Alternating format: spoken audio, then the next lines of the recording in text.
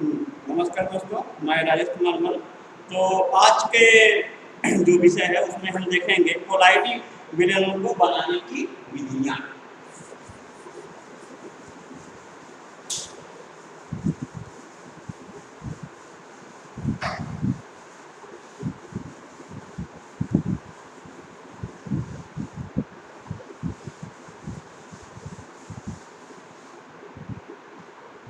कोलाइडी विलयन बनाने की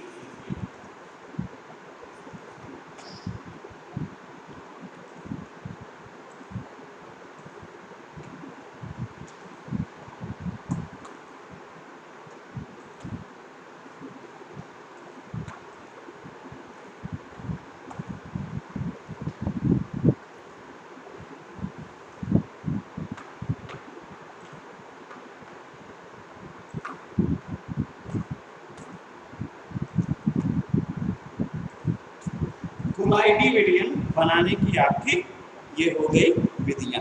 तो इसमें पहला हो गया द्रव स्नेही कोलाइडी बनाने की विधि। पहला हो गया द्रव स्नेही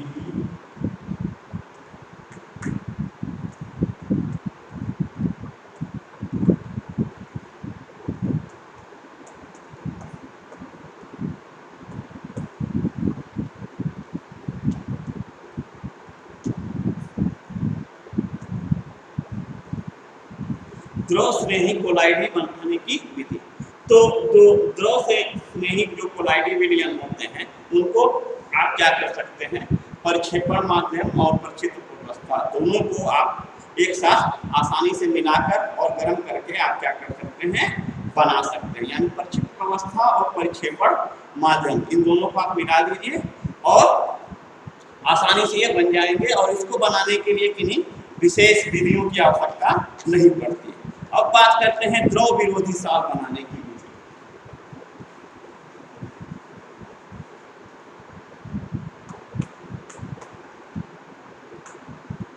द्रव विरोधी आपके कोलाइड बनाने की विधि। तो द्रव विरोधी जो कोलाइडी विलयन होते हैं वो आसानी से कोलाइडी विलयन आपको नहीं बनाते हैं, इसलिए इनके कोलाइडी विलयन बनाने के लिए विशेष विधियों का प्रयोग किया जाता है और ये विधियां आपकी निम्न दो है। पहले है संघनन विधि और दूसरा है आपका परिक्षेपण विधि। पहला है संघनन विधि और दूसरा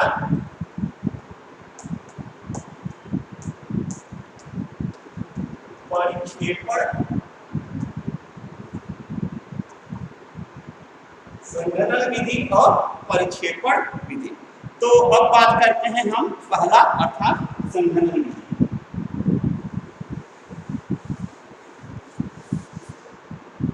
तो संघनन विधि इसको क्या हो जाएगा आपका, संघनन विधि मतलब कि हो जाएगा आपका ये कंडेंसेशन प्रोसेस। और कंडेंसेशन आप कई तरह से कर सकते हैं। क्या नाम है, पहले तो जल अपघटन कर सकते हैं, फिर उसके बाद उभय अपघटन कर सकते हैं, फिर उसके बाद आप ऑक्सीकरण कर सकते हैं और फिर अपचयन कर सकते हैं। तो सबसे पहले बात करते हैं उभय अपघटन की।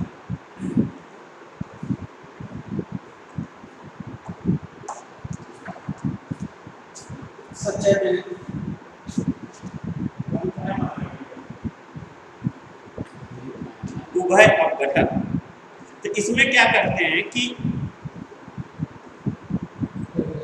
AS2O3 को क्या कर सकते हैं, यानी आर्सेनिक ऑक्साइड को क्या कर सकते हैं आप हाइड्रोजन सल्फाइड की धारा में एक साथ करीब प्रवाहित करते हैं और उसके बाद क्या होता है, आर्सेनिक सल्फाइड का चमकीला अवक्षेप प्राप्त हो जाता है। पहले क्या करेंगे, आर्सेनिक ऑक्साइड को 1 लीटर जल में मिलाते हैं और फिर उसके बाद उसमें H2S की धारा लगभग 1 घंटे तक प्रवाहित करते हैं। यानी कि AS2O 3 आर्सेनिक ऑक्साइड में H2S की आप क्या करेंगे, धारा 1 घंटे तक प्रवाहित करेंगे तो आपको क्या मिल जाएगा, आर्सेनिक सल्फाइड, यानी कि H2S R3 आर्सेनिक सर रुक जाइए। तो आपको आर्सेनिक सल्फाइड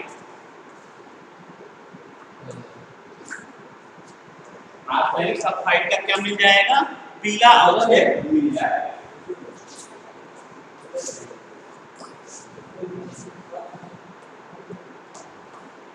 मतलब कि आप आर्सेनिक ऑक्साइड में जब आप H2S यानी हाइड्रोजन सल्फाइड का जब आप फ्यूम या गैस जो भी हो 1 घंटे तक प्रवाहित करेंगे तो आपका आर्सेनिक सल्फाइड ये मिल जाएगा। फिर एक होता है आपका जल अपघटन। जल अपघटन में क्या हो जाएगा,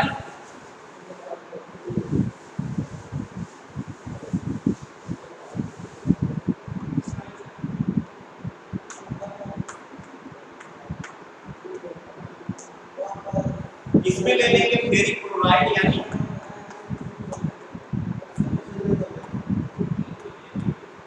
और उसको कर देंगे आपका जल अपघटन।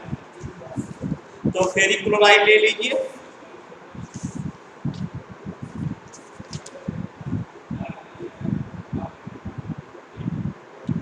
H2 क्या बन जाएगा, फेरिक हाइड्रोक्साइड। FeOH का OH थ्राइस प्लस 3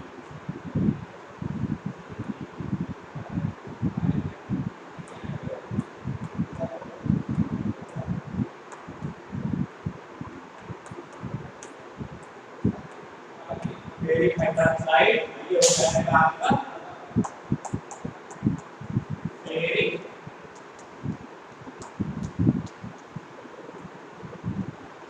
क्लोराइड। तो फेरिक क्लोराइड को जब वाटर के साथ ट्रीट करेंगे तो फेरिक हाइड्रोक्साइड बन जाएगा और HCl निकलेगी। इस प्रकार से ये आप बना लेंगे। फिर दूसरा विधि हो जाएगा, वो हो जाएगा परिक्षेपण माध्यम। उसको बोलते हैं हम आप परिक्षेपण विधियां।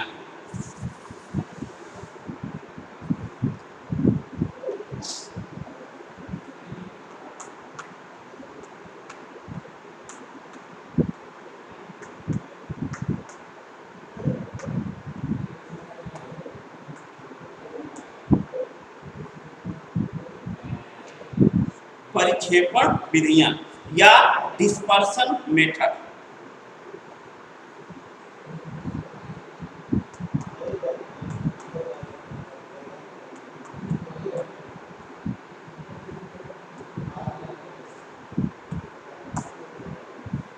डिस्पर्सन मेथड, तो जो आपका प्रक्षेपण विधियां होती हैं, तो प्रक्षेपण माध्यम की उपस्थिति में पदार्थ के कणों का कोलाइडी कणों में तोड़ा जाना, ये आपका कहलाता है प्रक्षेपण माध्यम।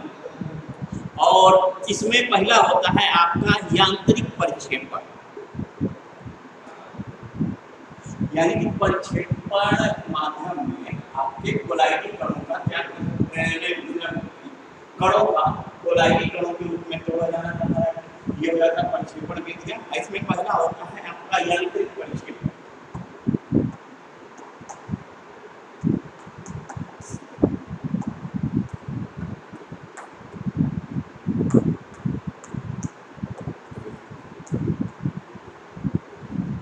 तो यांत्रिक प्रक्षेपण में हो जाएगा कि ये एक तरह से आपका मैकेनिकल डिस्पर्सन होता है। और इस विधि में क्या किया जाता है कि बड़े बड़े आकारों के ये पॉट ले लिए जाते हैं और उनको क्या किया जाता है, लगभग 7000 RPM पे चलाया जाता है। मतलब कि इस तरह चक्की होता है, इस तरह ले लेते हैं और दोनों पॉट जो होते हैं एक दूसरे के क्या करते हैं, विपरीत आपके चलते हैं और इनको क्या किया जाता है, लगभग 7000 आरपीएम से चलाया जाता है और फिर क्या होते हैं कि जो भी आपके पदार्थ के कण रहते हैं वह क्या होते हैं आपका किसमें टूट जाते हैं, कोलाइडी कणों में टूट जाते हैं, अर्थात ये कहिए कि पिस जाते हैं। तो ये एक विधि होती है जिसको हम बोलते हैं यांत्रिक प्रक्षेपण। फिर दूसरी एक होती है ब्रेडिंग आर्क विधि।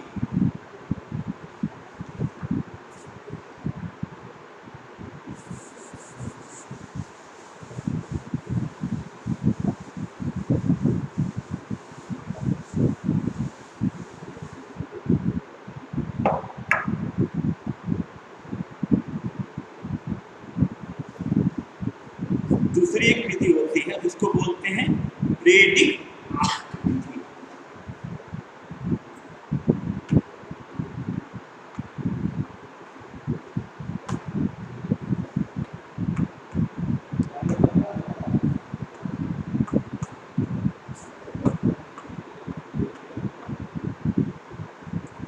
तो जो ब्रेडिंग आर्क विधि होती है, इस विधि द्वारा मैक्सिमम क्या किया जाता है, धातुओं के जो आपके बनाए जाते हैं, धातुओं के जो कोलाइडिंग मीडियम बनाए जाते हैं वो ब्रेडिंग आर्क विधि से बनाए जाते हैं। इस विधि द्वारा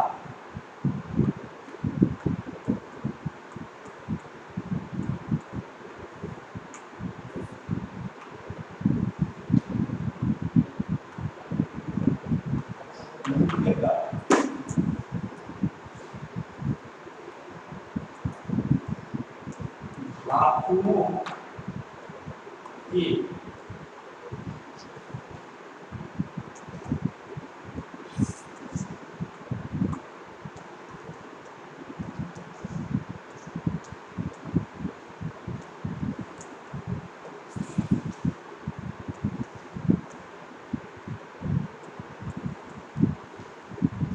धातुओं के कोलाइडी विलयन बनाए जाते हैं। और क्या किया जाता है, इस विधि में जिस धातु का कोलाइडी विलयन बनाना होता है उसकी 2 छड़ें लेकर उन्हें इलेक्ट्रोड की तरह प्रयुक्त करते हैं।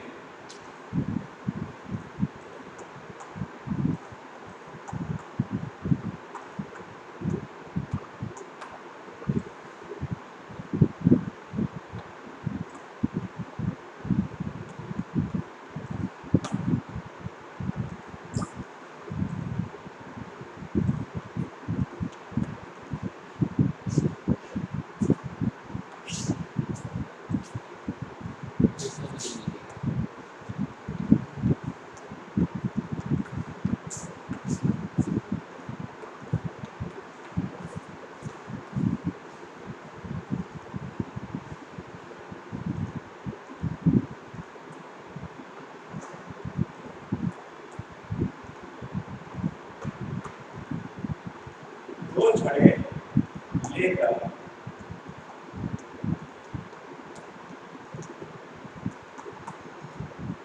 इलेक्ट्रोड की तरह प्रयुक्त किया जाता है। मतलब कि उसको आप क्या कीजिए कि उसकी 2 रॉड ले लीजिए और दोनों रॉडों को क्या करिए आप इलेक्ट्रोड की तरह उसमें प्रयुक्त किया जाता है, तो ये आपका बन जाता है।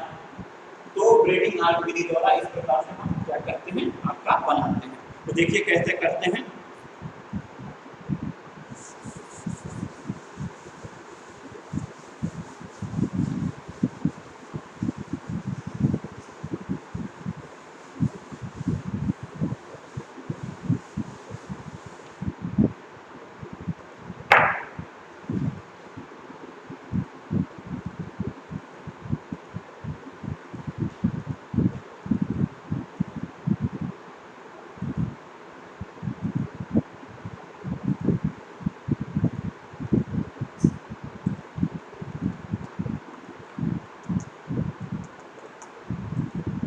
इस टाइप का बन जाएगा। ये आपके धातु इलेक्ट्रोड बनाएंगे और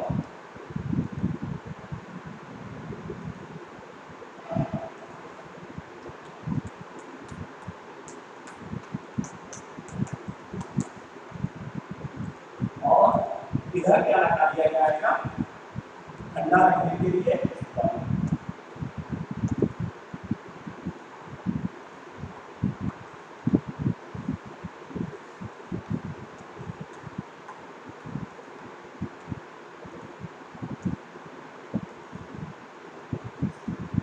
ये हो गया आपका बर्फ, ये हो गया आपका भाप,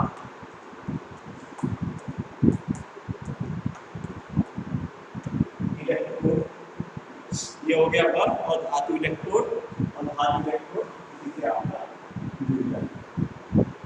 तो धीरे धीरे क्या करता रहता है, यहाँ पे आपका आग उत्पन्न करता है और धीरे धीरे जो ये राड होती है आपकी गलती जाती है और किसमें आपकी बदल जाएगी, सॉल्व। अर्थात इस प्रकार से हम क्या करेंगे, जिस तरह बिल्डिंग वाला इलेक्ट्रोड होता है धीरे धीरे क्या होता है, गल जाता है, उसी तरह ये भी गलता रहता है और यहाँ पे ये आपका कोलाइडल विलयन का क्या करता है, निर्माण कर लेता है। और इस प्रकार के कोलाइडल विलयन मुख्यतः क्या किए जाते हैं कि आप क्या होता है, मैक्सिमम जो होता है वो धातुओं के ही आपके क्या होते हैं, बनते हैं।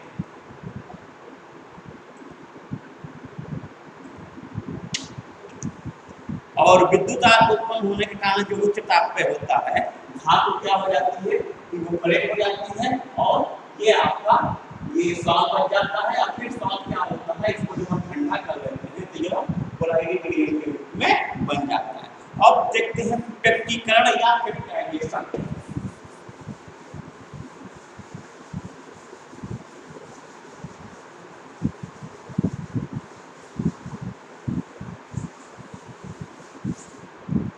पेप्टीकरण अथवा पेप्टाइजेशन,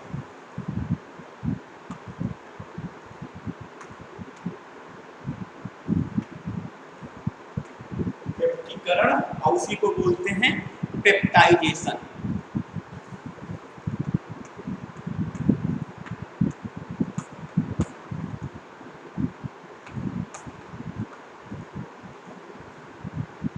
पेप्टीकरण या पेप्टाइजेशन, इस विधि में क्या किया जाता है कि आपका जो ताजे अवक्षेपित पदार्थ के जो अवक्षेप रहते हैं को उपयुक्त अभिकर्मक की सहायता से कोलाइडल कणों में परिक्षिप्त किया जाता है। तो आपका एग्जैक्ट परिभाषा क्या हो जाएगी, किसी ताजा अवक्षेपित पदार्थ का उपयुक्त वैद्युत अपघट्य द्वारा कोलाइडल कणों के रूप में परिवर्तन पेप्टीकरण कहलाता है। किसी ताजा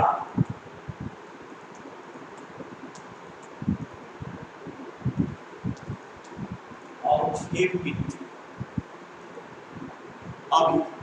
पदार्थ का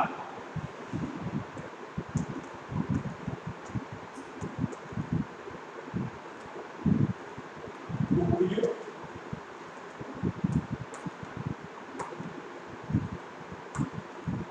अभिकर्मक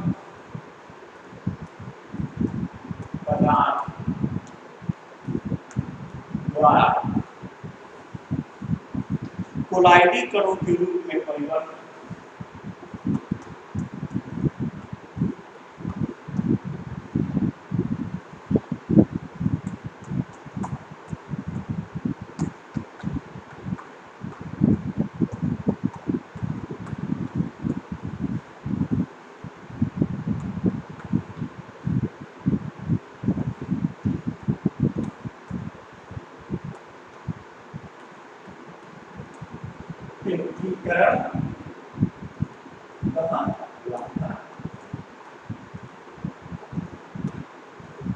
मतलब कोई भी आप उपयुक्त अभिकर्मक ले लीजिए तो उसको हो जाएगा आपका पेप्टीकरण। एग्जाम्पल जैसे हो जाएगा, फेरिक हाइड्रोक्साइड विलयन बनाने के लिए फेरिक हाइड्रोक्साइड अवक्षेप में सूक्ष्म मात्रा में क्या मिला जाते हैं, फेरिक क्लोराइड मिला देते हैं। फेरिक हाइड्रोक्साइड यानी FeOH का ऑक्साइड का विलयन बनाने के लिए का उपयुक्त विलयन बनाने के लिए क्या करते हैं, इसमें थोड़ी सी मात्रा में फेरिक क्लोराइड मिला देते हैं, यानी कि FeCl3 मिला देते हैं। जब ये FeCl3 मिल जाएगा तो क्या बन जाएगा ये आपका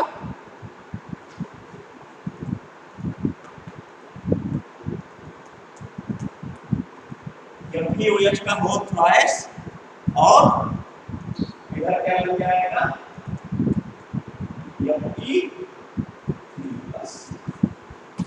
या FeCl3 इसी को लिख सकते हैं Fe3 ये हो गया आपका आयन, ये हो गया आपका औक्षिक। इसको Fe3 इसलिए लिखते हैं क्योंकि अगर Cl3 माइनस को अगर हटाएंगे तो इसके ऊपर 3 प्लस चार्ज आपका आ जाएगा। तो ये हो गया आपका औक्षिक और ये क्या हो गया वह आयन जो कि हम इस पे ऐड कर रहे हैं और फिर आसानी से हमारा क्या बन जा रहा है ये कोलाइडी यूनियन या कोलाइडी का।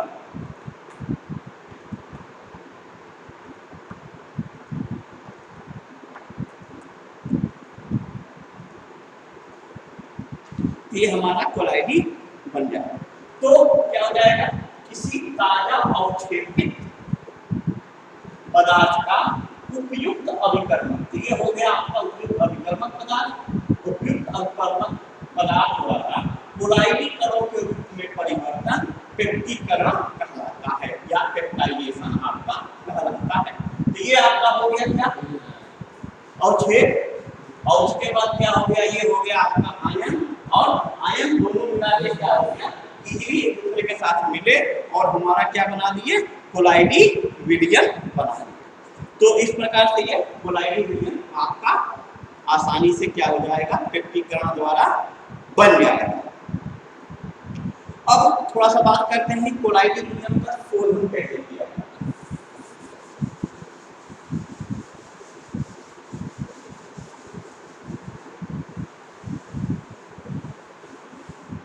तो जो आपका कोलाइडी विलयनों का शोधन है उसमें सबसे आपकी क्या नाम है ये सबसे पहली तकनीक है उसको बोलते हैं अपोहन अथवा डायलिसिस।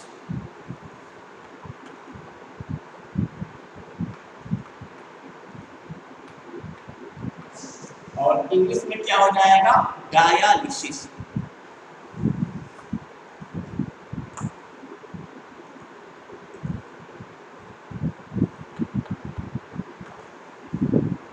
डायलिसिस तो डायलिसिस वर्ड से आप लोग सभी लोग परिचित होंगे। तो डायलिसिस में बेसिकली क्या होता है पार्चमेंट झिल्ली द्वारा कोलाइडी विलयन में उपस्थित घुले हुए पदार्थों का निष्कासन जो होता है वो आपका अपलोहन कहलाता है।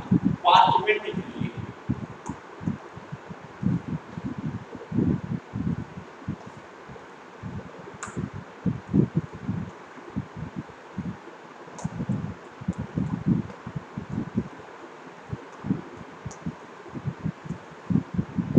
पार्चमेंट झिल्ली द्वारा कोलाइडी विलयन में उपस्थित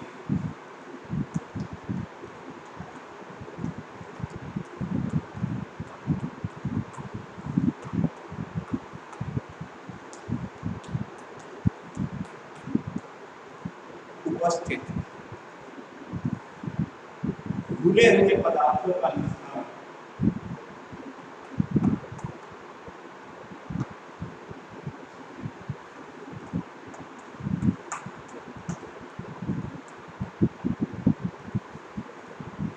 घुले हुए पदार्थों का या घुले हुए पदार्थों को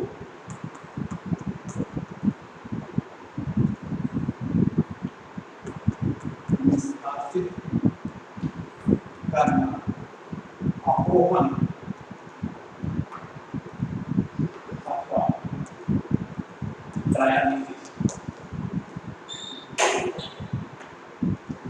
डायलिसिस कहलाता है। तो डायलिसिस कहलाता है। तो इस विधि में क्या करते हैं कि आपका पार्चमेंट झिल्ली के अंदर हम कोलाइडी विलयन को भर देते हैं, ठीक। और जो कोलाइड आपका पार्चमेंट झिल्ली होता है पार्चमेंट झिल्ली की जगह आजकल क्या किया जा रहा है सेलुलोज एसीटेट या सेलुलोज नाइट्रेट का आपका क्या करते हैं झिल्ली ले लेते हैं या उसका पन्नी ले लेते हैं और उसमें क्या होता है कि आपका कोलाइडी विलयन को भर दिया जाता है। अब क्या होता है कोलाइडी विलयन में जो उपस्थित आपके पदार्थों के कण रहते हैं धीरे धीरे क्या होते हैं, झिल्ली से बाहर आते हैं और जल के साथ क्या होते हैं, बाहर आपका निकल जाते हैं। और इस प्रकार से यह होता है कुछ ही दिनों में जो हमारा जो इसमें कोलाइडी विलयन में जो घुली हुई अशुद्धियां होती हैं वह धीरे धीरे आयनों के रूप में क्या होती हैं, बाहर निकल जाती हैं और फिर जल द्वारा उसको वॉश करके हम उसको चाहे तो हटा देते हैं। तो यह जो विधि होती है बहुत ही साधारण विधि होती है, इसमें बहुत ज़्यादा आपका समय लगता है। इसलिए मॉडर्न टेक्निक में उसी को क्या किया जाता है कि आपका इलेक्ट्रोडायलिसिस किया जाता है, यानी विद्युत अपघटन किया जाता है। तो इसमें आपका क्या होता है, इलेक्ट्रोडायलिसिस में 5 मिनट की झिल्ली लगा दी जाती है और क्या किया जाता है, उसको इलेक्ट्रोड के रूप में चेंज कर देते हैं, एक तरफ कैथोड और एक तरफ एनोड। प्रोसेस वही होती है लेकिन क्या होती है, प्रोसेस आपकी बहुत ज़्यादा फास्ट हो जाती है। तो यह विधि तब क्या होता है, काफ़ी इफेक्टिव हो जाती है। तीसरी एक विधि होती है जिसको बोलते हैं हम अल्ट्रा फिल्ट्रेशन, यानी आपका क्या होता है, सूक्ष्म अति सूक्ष्म फिल्ट्रेशन। तो साधारण फिल्टर पेपर से क्या होता है कि आपका जो कोलाइडी कण हैं वो आर पार चले जाते हैं,